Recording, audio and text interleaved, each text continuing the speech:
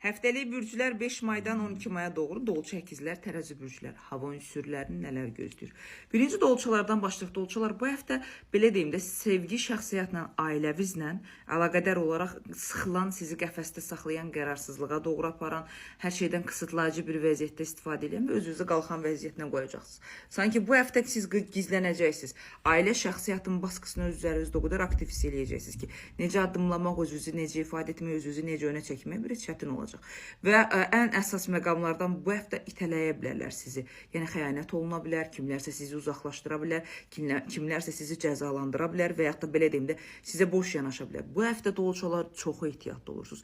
İkili udar bilirsiniz nə deməkdir? Həm sağlamlıq olaraq, həm ailə olaraq, həm maddisal olaraq udarınız ola bilər ki, bu həftə o udarın təsir nəticəsində ola bilər ki, 2 həftə çərçivəsində eyni burulğanın içərisində olasınız. Bir balaca kritik həftədir, bir balaca buna fikir verməlisiniz. Dünyanı əl almaq istəyirsiniz, çox mükəmməl bir şeydir. İnsan məqsədlərini gücləndirəndə daha da pozitiv bir məqamda olur. Sadəcə olaraq ətrafınızda olan insanlara fokuslanmırsınız.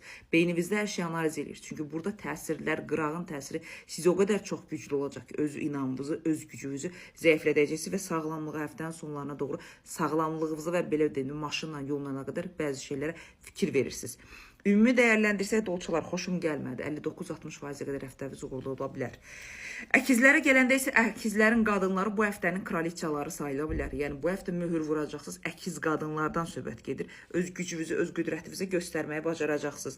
Çünki zamanı idarə edən qadınlardan biri də siz olacaqsınız, əkiz qadınları. Amma ümumi bu həftə biraz aqressivsiz, söz və hərəkət olaraq insanları yerinə otuzdurmaq, insanları seçib hara layiq olduqlarını göstərəcəksiniz. Bu mükəmməldir. Sadəcə olaraq bu həftə biz nəyə ehtiyatlı olmalıyıq? İstəyimizə, nəfsimizi, arzumuza fikir verməliyik. Çünki bu həftə istək və nəfsimizi yuxarı qaldırdıqca biz düşürük. Enerjimiz, ətrafın bizə qarşı baxışlar falan hamısı düşür. Amma buna baxmayaraq bəzi nüanslarda evrənin sizə göndərdiyi işarələr olacaq. Bəzi nüansda evrənin sizə göndərdiyi məlumatlar olacaq. Ailəvizlə bağlı bu günə qədər nə probleminiz varsa hamısını həll etməyə çox gözəl bir şəkildə bacaracaqsınız və özünüzü aktivləşdirəcəksiniz və istəyinizə görə zamanın hər saniyəsini idarə edəcəksiniz.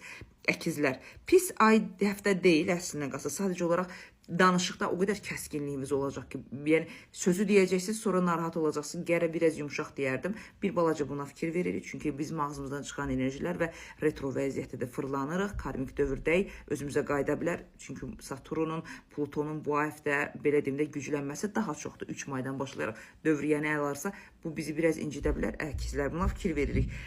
74%-ə qədər həftəvizi uğurlu edə bilərsiniz. Mənim tərəzilərim.